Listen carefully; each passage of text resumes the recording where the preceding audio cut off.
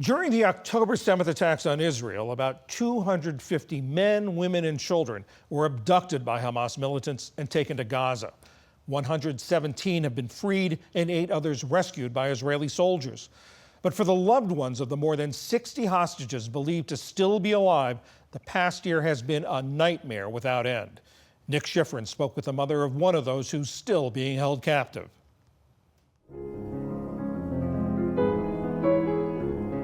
For Alon Ohel, music is life. He started playing when he was 9. His mother says music helps define him. Today, his piano is silent, its lid kept open. So the fact that it is open, it's like come home. It's like energy, come home and play, come home and play, come home and play.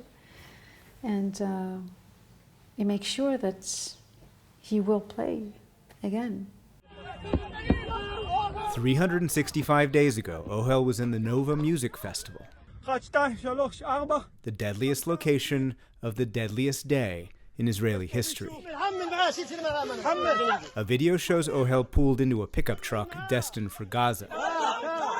Ever since, there's been no video proof of life. Edith Ohel doesn't need one.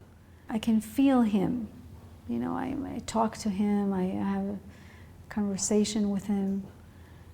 Like, not a real conversation, okay? I don't like talk on the phone and talk to him, but I close my eyes and I think about him. He's my son. I held him in my belly for 9 months. I still feel like there's a thread, like there's a red thread that comes from my belly, and it's moving, and it goes wherever he goes, and it's still connected with him every day. And every day I check it in my mind. If I see it, and I see it, it's like moving, and it's around him, and it's in his belly, and it's like the cord, this umbilical cord. Time is running out. Like many hostage families, she urged the government to accept a ceasefire, especially after Hamas murdered 6 hostages last month. This is very scary. This could happen again. I hope not. So it wouldn't have happened if they were freed. Like a month and a half freed before. Meaning through a ceasefire, through a deal.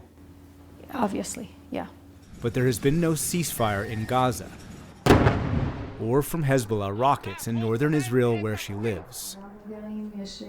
And so, after a rocket alert, we sit in her safe room, also Alon's room. I'm thinking about the fact that whatever happens in the north, the hostages will be the same deal. They will stop everything, a ceasefire, and it'll be over with. Until then, they come to Tel Aviv's Hostage Square, summoned by solidarity, and a piano with a mother's message to the world and to Alon. You are not alone. And from Japan to France, back to Israel, Edith Ohel has created more than 40 yellow pianos across 10 countries. A pianist that comes and plays, he gives to Alon.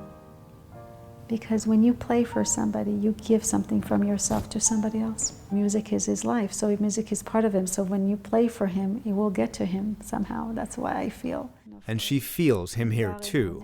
That's the shirt he wore when he was kidnapped. It's like he's sitting here and he's playing in my mind somehow.